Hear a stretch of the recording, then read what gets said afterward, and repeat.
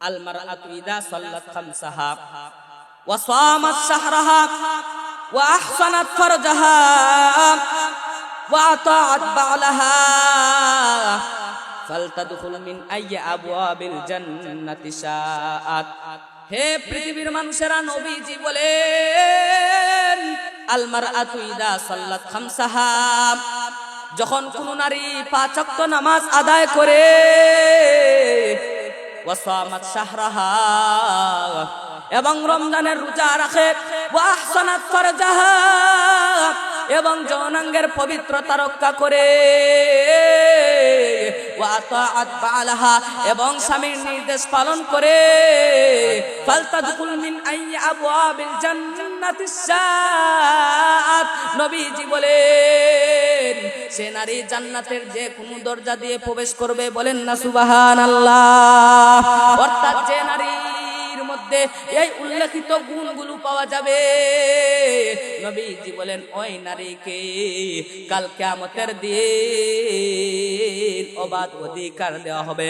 যে আল্লাহ পাক রব্বুল আলামিন বলবেন, হে নারী, তুমি দুনিয়াতে গিয়ে ফিতনা ফাসাদ করো নাই, তুমি গিয়ে আমার আদেশ মতো চলেছো, তুমি তোমার স্বামীকে খুশি রেখেছো, তুমি তোমার স্বামীর নির্দেশ পালন করেছো, রমজানের রোজা পালন করেছো, এ মহিলা তুমি তোমার যৌনাঙ্গের পবিত্রতা রক্ষা করেছো, ওয়া আহসানাত ফারজাহা, তুমি তোমার যৌনাঙ্গের পবিত্রতা রক্ষা করেছো, ওয়া আতাআত বা'লাহা, তোমার স্বামী তোমাকে নির্দেশ দিয়েছে, তুমি সাথে সাথে পালন করেছো।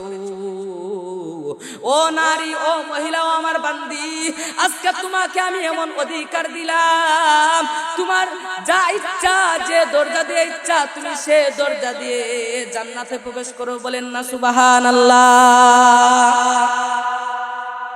নবীজি বলেন আল মারআতু ইযা সাল্লাত খামসাহা, যে নারী 5 ওয়াক্ত নামাজ আদায় করবে, ওয়া সামাত শাহরাহা, এবং রমজানের রোজা রাখবে, ওয়া আতাআত বা'লাহা, এবং স্বামীর নির্দেশ পালন করবে, ওয়া আহসানাত ফারজাহা, এবং যৌনাঙ্গের পবিত্রতা রাখবে, নিজের ইজ্জত রাখবে স্বামীর জন্য। নবীজি বলেন সে নারীকে আল্লাহ পাক রব্বুল আলামিন বলবেন তোমার জান্নাতের যে দরজা দিয়ে ইচ্ছা সে দরজা দিয়ে প্রবেশ করে, বলেন না সুবহানাল্লাহ। আজকে এরকম নারী কই পাবে? ইহুদিরা, খ্রিস্টানরা আমাদের ভিতরতে এমন আদর্শ ঢুকিয়ে গেছে, এমন আদর্শ ঢুকিয়ে দিয়েছে যা বলার বাহিরে। আজকে নারীরা নামাজ পড়ে না, 100-র মধ্যে 5% মহিলা নামাজ আদায় করে, বাকি 95% মহিলারা নামাজ